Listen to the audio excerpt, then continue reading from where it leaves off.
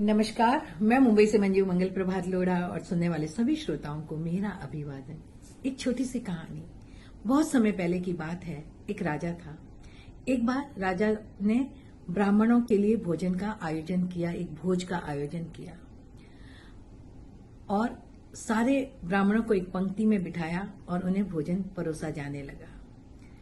पंक्ति के अंत में जो ब्राह्मण बैठा था उसके ऊपर से एक चील गुजरती है जिसके मुंह में मरा हुआ सांप है और उस सांप के अंदर कुछ जहरीले बूंदें जो होती हैं अभी भी बची हुई थी और वो बूंदें गिर जाती हैं उस ब्राह्मण की थाली में और अनजाने में उस भोजन को कर कर उस ब्राह्मण की मृत्यु हो जाती है। और जब राजा को इस बात का पता चलता है तो राजा मन ही मन बहुत दुखी होता है, बहुत पछताता है कि अरे मेरे यहाँ भोजन करने से एक ब्राह्मण की मृत्यु हो गई, मुझे ब्राह्मण की हत्या का पाप लग गया। और बहुत दिनों तक यमराज ये सोचते रहे कि ये पाप जो है किसके खाते में डाला जाए। राजा के, जिसे पता ही नहीं था। अनजाने में उस भोजन में जहरीली बूंदें गिरी और वो ब्राह्मण की हत्या हुई। उस चील के खाते में या उस मुर्दा सांप के खाते में, वो तय ही नहीं कर पा रहे थे कि किसके खाते में ये पाप डाला जाए। कुछ दिनों के पश्चात कुछ ब्राह्मण राजा से मिलने राजा की नगरी में आते हैं।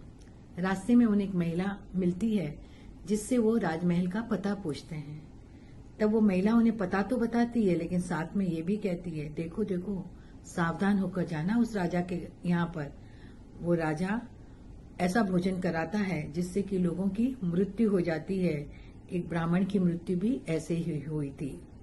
और तभी यमराज ने अपने खाते में उस पाप को उस महिला के सिर पर मंड दिया।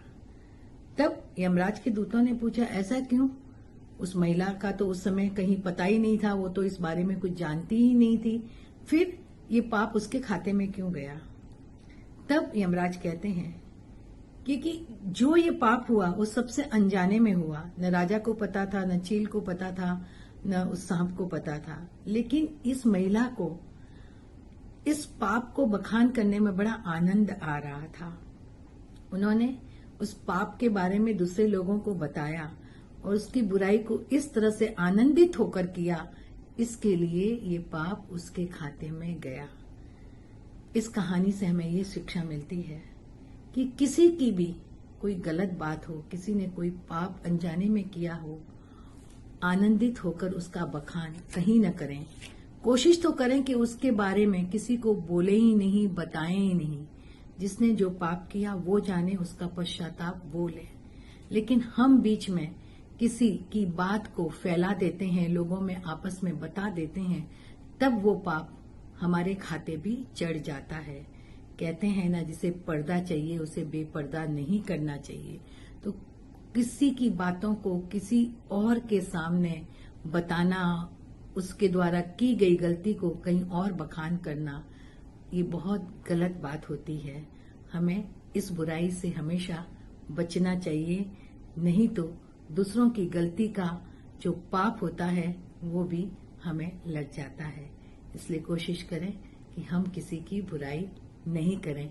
हो सके किसी के गुण हैं उसके बारे में लोगों को बताएं, उसकी अच्छाई करें, लेकिन बुराई के बारे में हमें नहीं बताना चाहिए। हम कोई भगवान नहीं है, हमसे भी गलतियां होती हैं, तो हमें क्या हक है कि हम दूसरों की गलती के बारे में चर्चा करें, उसे जगह जगह उस बात को फैलाएं।